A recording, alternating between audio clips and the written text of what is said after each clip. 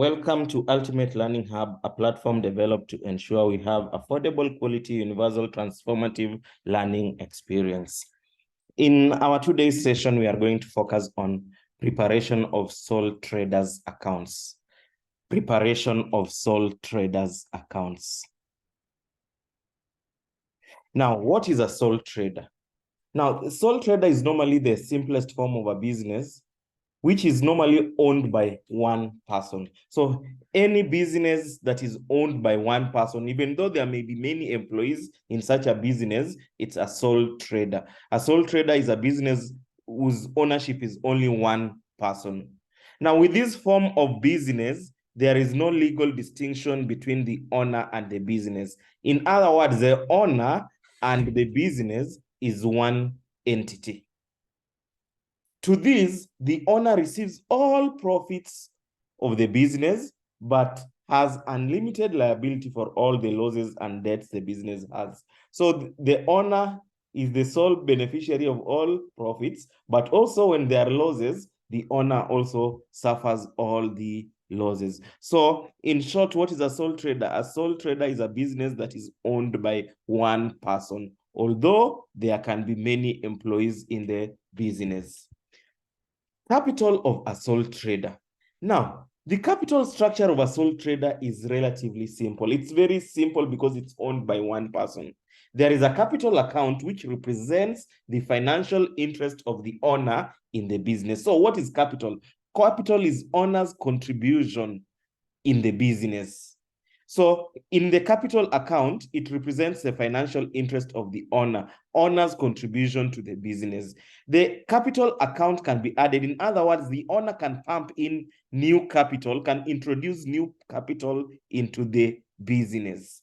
And in the same way, the owner can withdraw some money out of the business, some capital out of the business in form of what is known as drawings. So we are saying that under the capital structure, it's fairly straightforward. Capital is owner's contribution to the business. And we are saying at any given point in time, the owner can pump in, can introduce new capital into the business. And at any given time, the owner can also remove part of the capital from the business in the form of what we call drawings.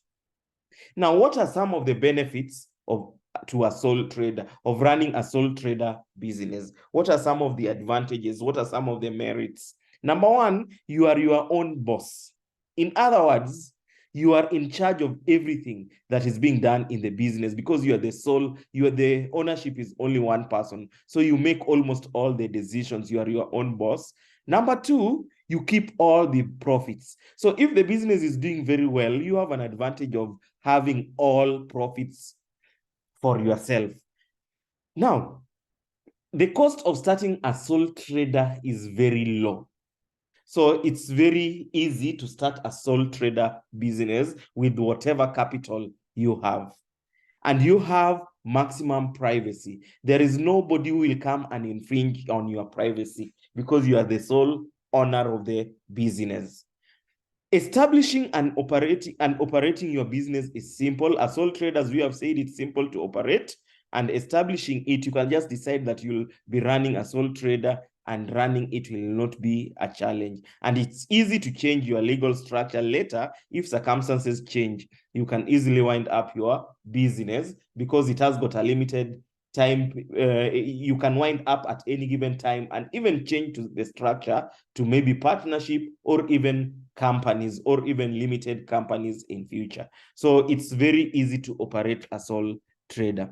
Just like a sole trader has got advantages, it also has got disadvantages. So what are some of the disadvantages of running a sole trader business? You have unlimited liability for debts, as there is no legal distinction between private and business assets. In other words, there is no separate business entity. So the liabilities of the business are the same as liabilities of the person. Your capacity to raise capital is limited because you are only one person, and we say this business is fairly simple. Also, you are challenged because you don't have capacity to raise capital, or your capacity to raise capital is limited. The third disadvantage is all the responsibility for making day-to-day decisions is yours. Because you are the sole owner, it's you to make all decisions. So if you have a limitation in, you lack expertise in a certain area, it may be quite challenging. Retaining high caliber employees can be difficult because you are the sole trader, which means the business may not be very big. So remember, employees may be striving for new opportunities and better opportunities. So to convince them to remain in the business may not be easy. And it can be hard to take holidays because you are the sole owner. It's really difficult to leave the business and go for holidays somewhere, unlike companies where you can leave it and other people run it. And finally, you are taxed as a single person. The life of the business is limited. So you bear all the taxes as an individual. And also there is, we can have this as a separate disadvantage. The life of the business is limited. So the business has got a short lifespan. So those are some of the introduction. That is the introduction to sole trader business. So in this sole trader business or sole trader accounts, we will look at two examples in our next session. There will be an example one that focuses on required prepare Stephen Cheese statement of profit or loss for the year ended 31st May 20X1 and his statement of financial position, and same to example two, another kind of example, but the objective is still to prepare the profit or loss and statement of financial position. So in summary, as we end session one, we have said a sole trader is a business that is owned by one person, although they may have many employees.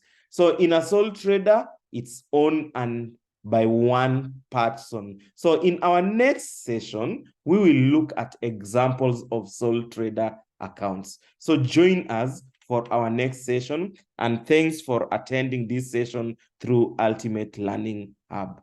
Let's meet for our session number 2. Thank you.